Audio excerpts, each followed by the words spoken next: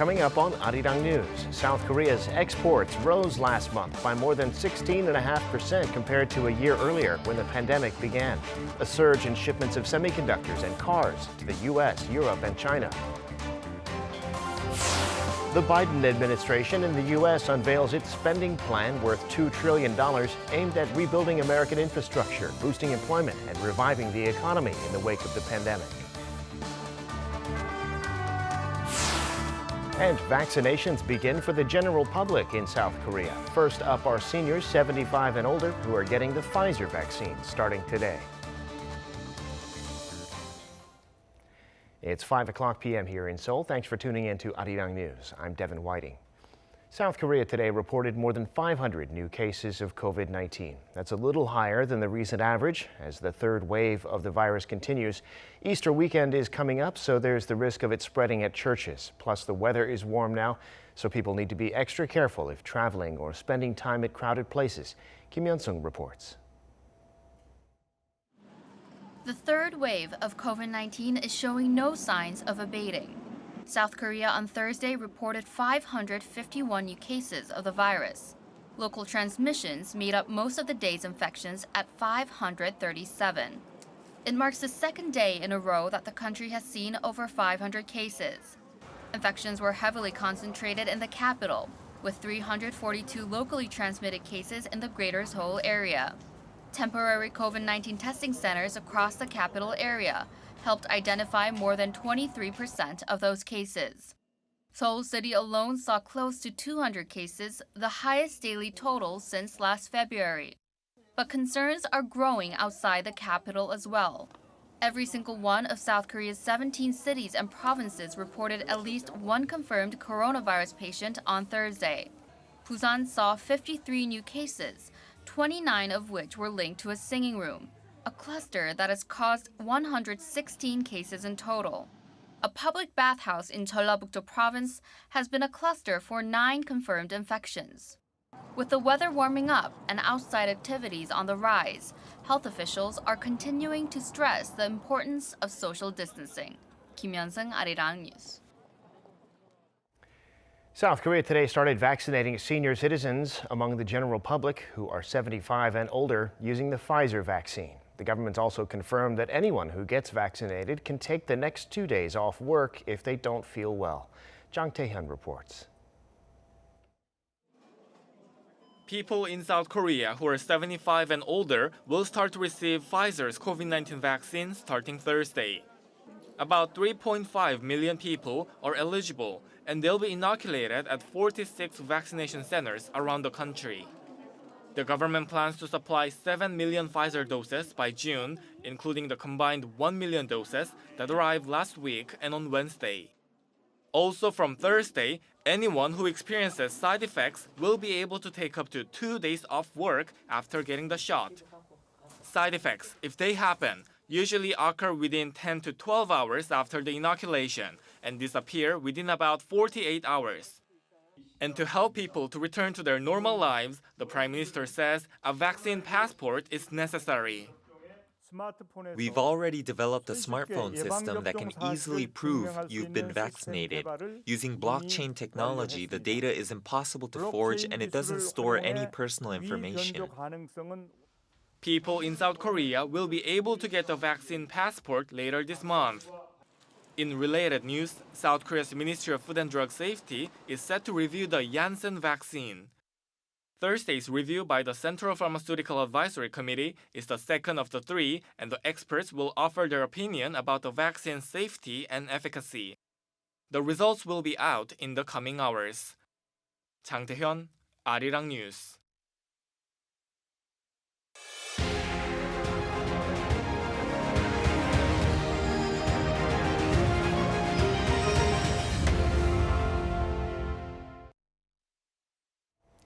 South Korea's exports last month in March were up more than 16% from a year ago when the pandemic started.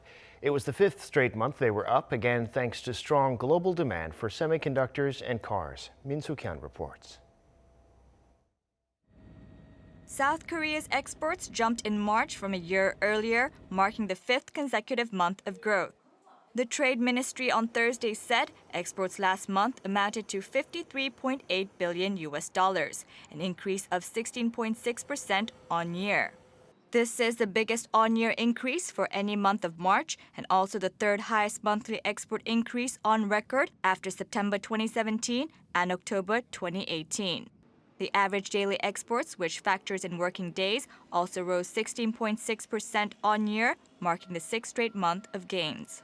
The double-digit export growth was largely due to strong demand for chips and automobiles. With a partial slowdown of COVID-19, there are signs of global economic recovery, and this has contributed to the country's export growth. In particular, South Korea's competitive edge in semiconductors and automobiles saw remarkable progress. Outbound shipments of semiconductors rose $9.5 billion, the highest figure in over 2 years, while exports of cars hit $4.4 billion, the highest in more than 4 years. The ministry said that overall 14 major items saw growth except for the display sector. Shipments to the country's major trading partners also expanded significantly. Exports to China and the United States rose 26% and 9% respectively, while shipments to the European Union gained 36.6%.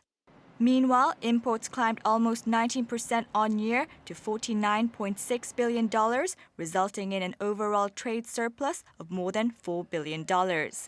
This marks the 11th straight month that South Korea has posted a trade surplus. Min Suk-hyun, Arirang News. The Biden administration in the U.S. has proposed a spending plan worth more than $2 trillion to rebuild American infrastructure, boost employment, and restore the economy. The White House is calling it the American Jobs Plan. Ji-young has the details. U.S. President Joe Biden has unveiled a more than $2 trillion proposal to improve the country's infrastructure and reshape the world's largest economy. Biden announced the American Jobs Plan at an event in Pittsburgh, Pennsylvania on Wednesday local time, calling it a once-in-a-generation investment in America. In fact, it's the largest American jobs investment since World War II. It will create millions of jobs, good-paying jobs. It will grow the economy, make us more competitive around the world, promote our national security interest, and put us in a position to win the global competition with China in the upcoming years. It's big, yes. It's bold, yes. And we can get it done. The White House said around $2 trillion will be spent over 8 years, and the corporate tax rate would be raised to fund it. Under the plan, roughly $621 billion will be allocated to develop transport infrastructure, including roads, bridges, public transit ports, and airports, and electric vehicle services. Also, he said he would spend some $400 billion to improve care for elderly and disabled Americans. More than $300 billion will be used to improve drinking water infrastructure, expand broadband access, and upgrade digital infrastructure. Also, about $300 billion will be invested in building, renovating, and retrofitting more than 2 million affordable homes and upgrading schools. Some $580 billion will be spent to boost manufacturing, research and development, and job training. One expert said it's important for the bill to consider infrastructure projects in a way that improves racial equity. Yes, it has happened over the years that those roads and highways, they are passing over communities without connecting them, and also cutting the communities of color and lower income communities and affecting them negatively.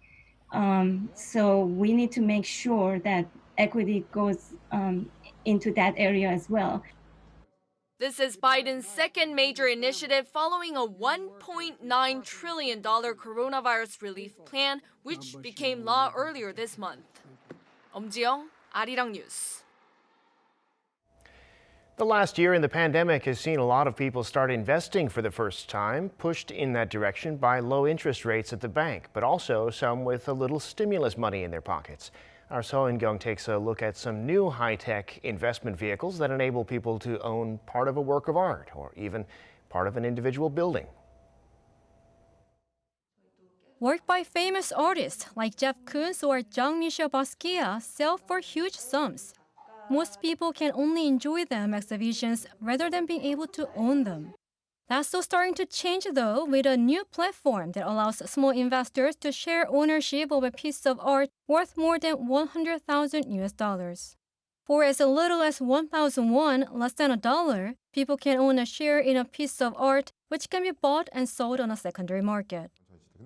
COVID-19 has made the future even more uncertain. People in their 20s and 30s, who account for nearly 70% of our customers, are skilled in pioneering their future, and they have been looking for investment opportunities. When we presented Banksy's piece, it took only 15 minutes to sell all of the ownerships. The artwork is so popular that during the 10-minute interview with the CEO of online art investment platform Tesa, the ownership shares for one piece of art by Yaomi Kusama completely sold out. And art isn't the only thing you can buy a share in. Right now, I'm in one of the most expensive places in Korea, Gangnam. A standard building here costs around 10 million US dollars. But what if you could invest in one of these buildings for just the price of a cup of coffee?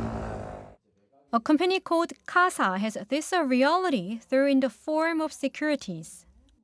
Casa is an exchange platform where anyone can buy or sell partial ownership of commercial real estate here in Korea. You can invest as minimum as $5 and also basically trade the ownership that you have whenever you want through our secondary trading market.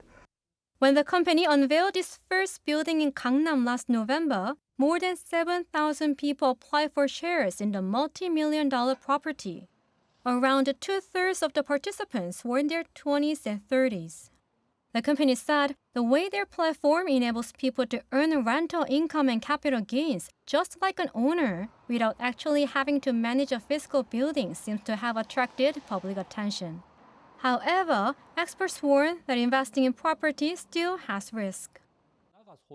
Companies are emphasizing their product safety and profitability. However, the value of real estate could fall, and it is difficult to evaluate the value. The experts stressed that instead of depending on investment companies, people need to know what exactly they're investing in. Sohn, Arirang News.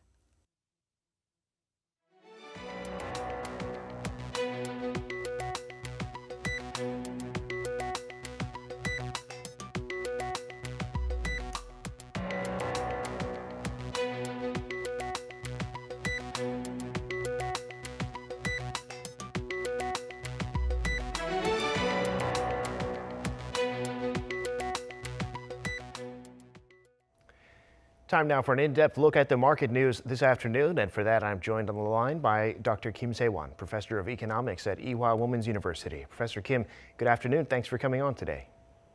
Good afternoon, Devin. Well, as we just heard a minute ago, the Biden administration has unveiled its $2 trillion spending plan for infrastructure. They're hoping it'll create jobs and stimulate the economy, and they're raising taxes. This is part of that slogan we've been hearing about, Build Back Better. What's in this bill, Professor, and how do you see it affecting the global economy?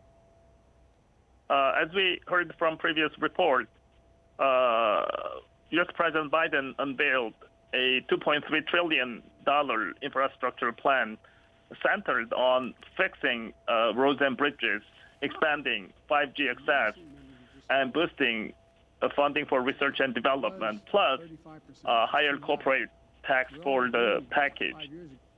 This infrastructure plan would cost roughly $2.3 trillion over 8 years and be paid for over 15 years by raising corporation tax rate to 28% and increasing taxes on U.S. companies' foreign earnings. President Biden's ambitious stimulus package is good news to global economy and stock market because U.S. government will buy huge amount of additional goods from other countries. But in the short run, this stimulus package, huge stimulus package comes with higher inflation and higher interest rates. So there will be more ups and downs in the stock market in the short run. Well, speaking of the stock market, the announcement of this plan was apparently welcomed by investors. Tech stocks, especially on Wall Street, closing higher. The Nasdaq up 2% at one point, paring those gains a bit. The S&P up as well. What's the story in the global markets? Even with President Biden's stimulus package, U.S. market was mixed between Dow and Nasdaq yesterday. Dow Jones Industrial had 0.3% loss, but Nasdaq gained by 1.5%. Basically, U.S. government's huge stimulus package means they will buy $2.3 trillion of valued goods and services from corporations, which is a positive factor to the market. However, higher interest rate over 1.7% on U.S. 10-year Treasury bonds of yesterday hold back Dow Jones market's further advancement. And with U.S. stocks up, some of the same issues seem to push Korean shares higher today as well. Those gains led in particular by chip makers and related names. Tell us about the local market. Domestic market is positively affected by U.S. Government's stimulus package. Since President Biden's infrastructural investment is focused on clean environment and IT industries, and also since U.S. is second largest trading partner of South Korea, related stocks have much gained today. Kospi gained by 0.9%, and Costa also gained 1% today. Both markets' positive returns were led by foreign investors' purchases. Now, Professor, last month, Korea saw exports improving, local demand too, so it seems like we're getting on the right track to a recovery. The real economy, it would seem in many respects, is back to where it was before the pandemic. Tell us more about that and what's behind the improvements and whether you think we're really out of the woods at this point. According to Statistics Office of Government and Central Bank or Bank of Korea, real business activity is recovering quickly from last month. The composite consumer sentiment index by Bank of Korea increased to 100.5 points in March, up 3.1 points from previous month. This is the third consecutive monthly rise.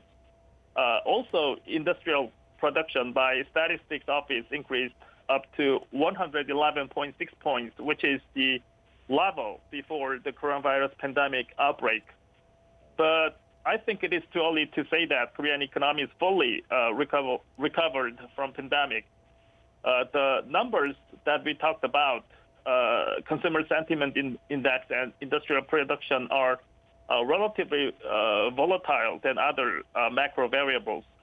So it will take more time to see fundamental changes of Korean economy.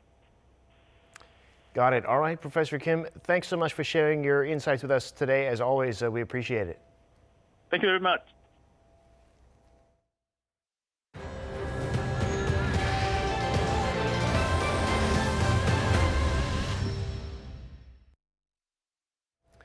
The UN has a new report on the ways that North Korea has been evading the sanctions on it to keep its economy afloat as it deals with natural disasters, and not to mention the pandemic.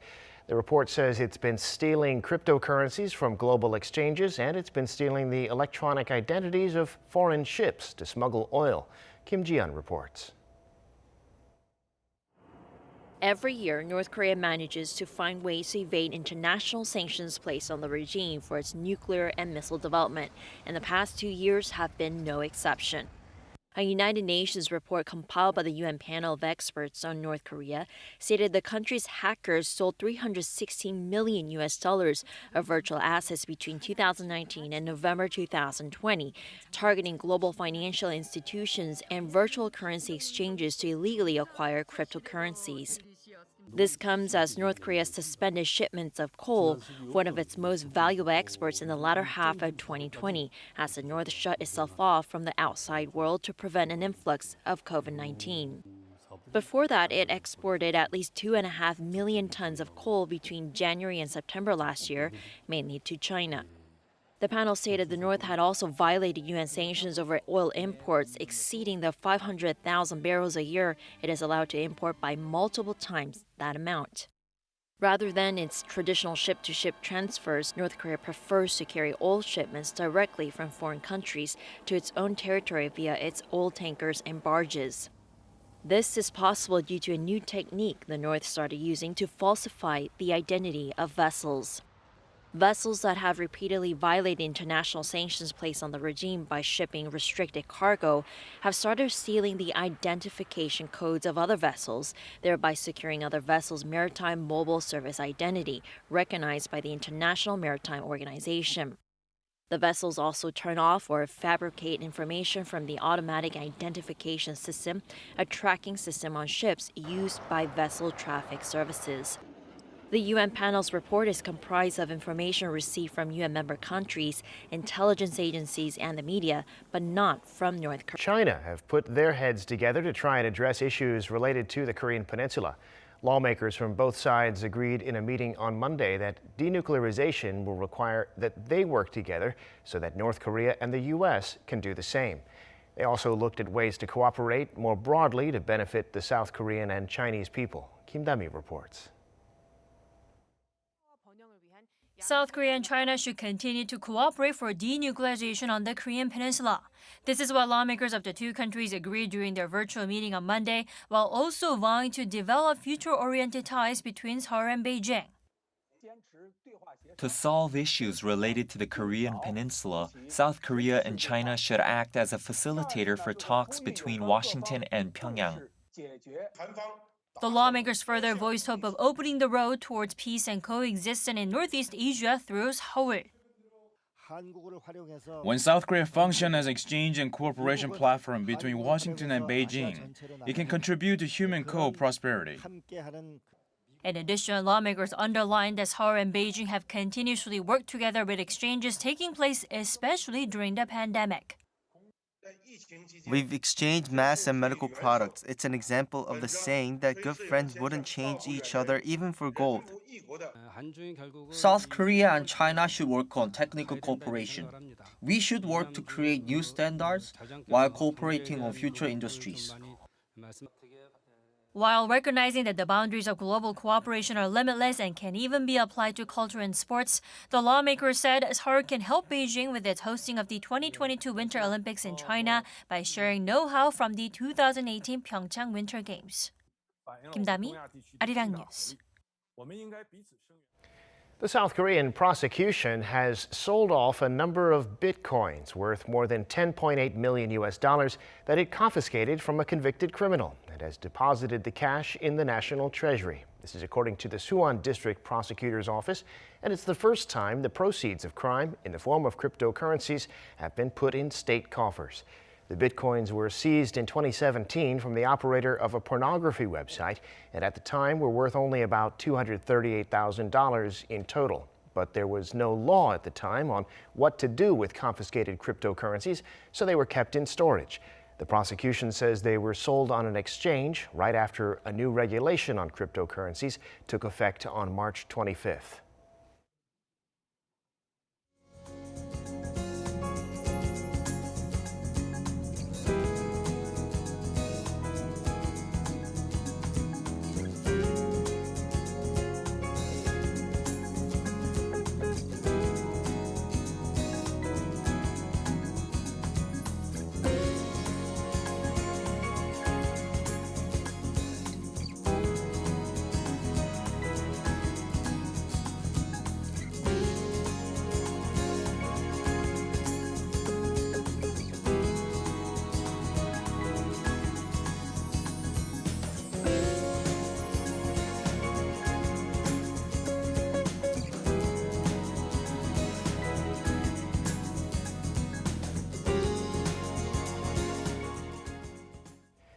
And that brings us to the end of this newscast. Thank you for watching.